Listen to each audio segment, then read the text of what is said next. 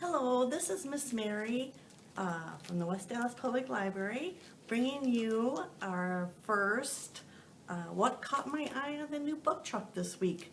So I thought I'd show you the things that I thought that I really liked that the West Dallas Library just got in. And we're going to start with picture books, and then I also have two upper middle grade books that I really enjoyed. So the first one is, let's try to get it. There we go, so it's not glare. This Little Pup.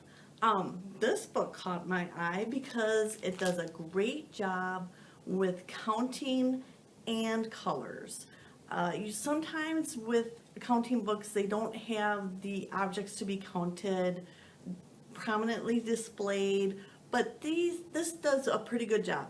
It's this little dog right there, this little dog trying to get this blue ball, and he follows it throughout a farm and then counts the farm animals as they go along, and just the artwork is very sweet. It just really caught my eye. I thought it was really a wonderful little book. So that's the first one. Oh, it looks a little glary on the camera. Oh well. So this is the second picture book that caught my eye. I love picture books about siblings. This one is called Me and My Sister by Rose Robbins, and it's about two siblings. This brother dog really loves his sister dog, and his sister dog, on the back of the book, it does say she has autism. So that has some challenges for the brother, but he still just really loves her, and she really loves him. So through all the challenges that they face together, and I'll just show you the very back page, but we love each other just the same. And I thought that this was really just a lovely little book about siblings. This is for all families because all families face challenges. But so if you know of a family or in your family someone, one of the siblings does have autism, this would be a great book. But it's a great book for all families. Okay, the next book I saw was this book. It's another sibling book. The younger sibling imagines that their older sibling is a bear. So it's a lot of fun. Let's see if I can get it without the glare. So living with a bear does pose some challenges, but it also has its good parts too. So it's just a totally fun look at the sibling relationship, very charming.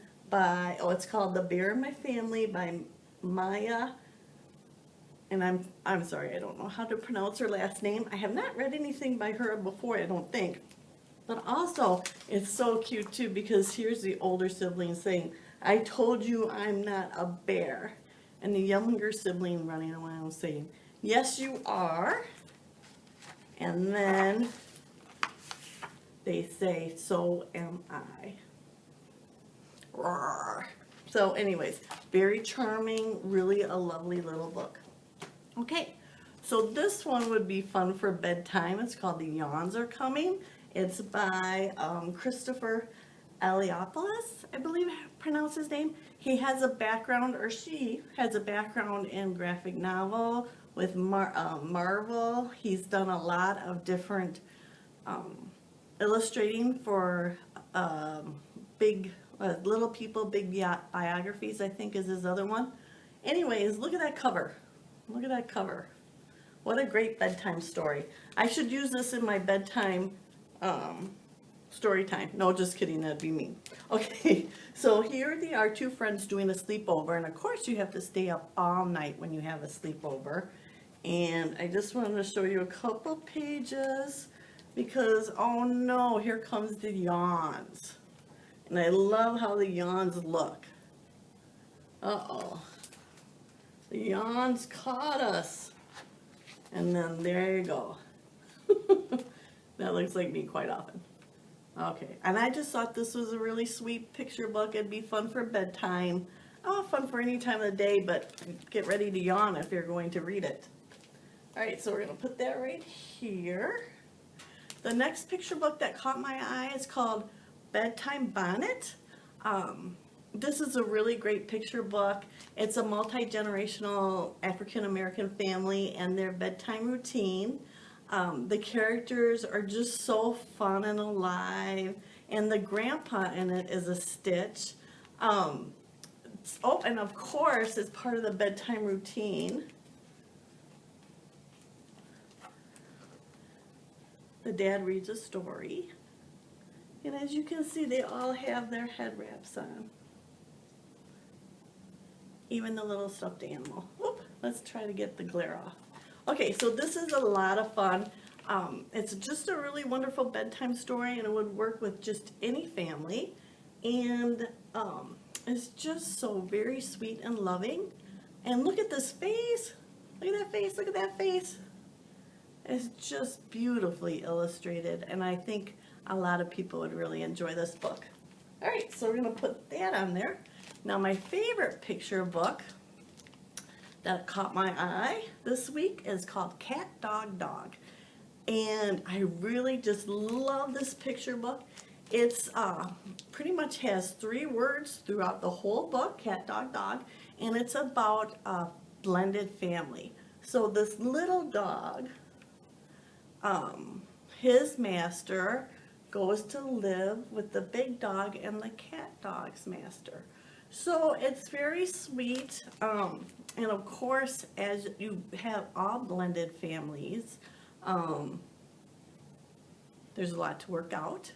Oh, also, it's just amazing that there's 3 words repeated over and over, but the way these 3 words work through the story, it tells a whole story with the pictures.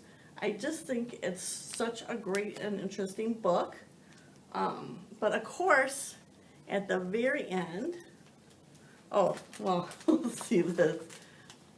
I wasn't going to show you this picture, but of course, if you're a family, you got to go through the holidays, right? I love how that dog looks right there. I love the expressions on the animals in this, and the mom and the dad. So then we have dog, dog, cat, right? And they finally are getting along. They finally have worked things out. And dog, dog, cat, and baby.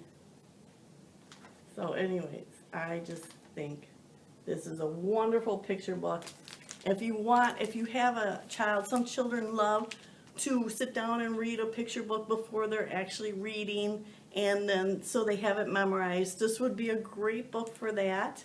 Also for print awareness and just starting out reading. If you have a very, very beginner reader, they could also read this book. I cannot speak highly enough of this book. I just love it so much. Cat, dog, dog. All right, we're going to leave that there. And then I have 2 older books for 4th grade and up.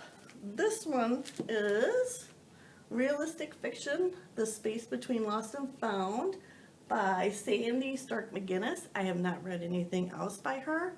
I really enjoyed this book. I thought it was wonderful. It's realistic fiction with a very strong female character. And unfortunately, her mother has, let's see, try not to get the glare. Okay, unfortunately, her mother has early onset Alzheimer's. So that's very sad, and that is something that is hard to deal with when you're an adult, and let alone a middle schooler. So how she and her father deal with her mother is basically how the book goes. It's also a good book for really any family facing any type of medical challenge. Of course, with early onset, I don't feel like this is a spoiler. You're not going to get better, but it does end on a hopeful note for the main character, Cassie. It's also from her point of view, it's first person point of view, realistic fiction with a strong female character overcoming adversity. Her family is white, and then the person of color is her best friend. And it's just a really wonderful book, but I can't really say it's a lighthearted read.